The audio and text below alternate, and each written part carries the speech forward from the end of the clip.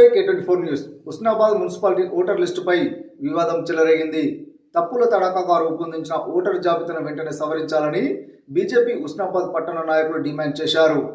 రానున్న మున్సిపల్ ఎన్నికల నేపథ్యంలో నిన్న municipal commissioner Mallikarjuna Husnabad municipal కార్యాలయంలో ఓటర్ లిస్టును ప్రదర్శించారు. ఈ రోజు బీజేపీ హుస్నాబాద్ పట్టణ అధ్యక్షుడు బత్తుల శంకర్ బాబు నేతృత్వంలో పార్టీ నాయకులు 20 వార్డులకు సంబంధించిన ఓటర్ లిస్టును క్షుణ్ణంగా పరిశీలించారు.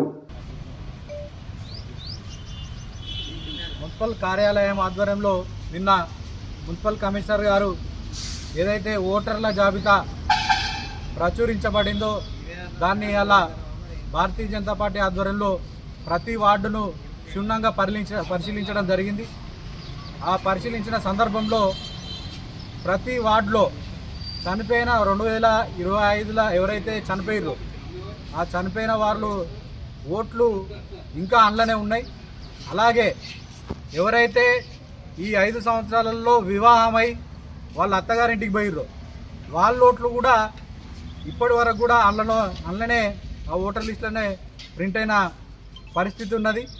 అలాగే ఒకవేళ రాజు అనే పేరు మీద ఒక ఓటు ఉంటే వాళ్ళ నాన్న పేరు మీద ఒక ఓటు వచ్చింది, వాళ్ళ అమ్మ పేరు మీద ఒక ఓటు వచ్చింది.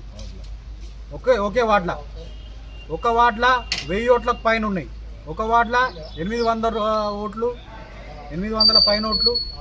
ఆ రకంగా చూసుకున్నట్టయితే ఈ ఓటర్ లిస్టులో చనిపోయిన వారి ఓట్లు, వివాహమైన వారి ఓట్లు, ఒక పేరు మీద 2 ఓట్లు, ఒక వార్డులో పరిమితికి మించిన ఓట్లు, ఈ రకంగా అన్నీ కూడా సవరించాలని చెప్పి డిమాండ్ చేస్తూ కోరుతూ ఈరోజు మున్సిపల్ కమిషనర్ మల్లికార్జున్ గారికి వినతి పత్రం ఇవ్వడం జరిగింది.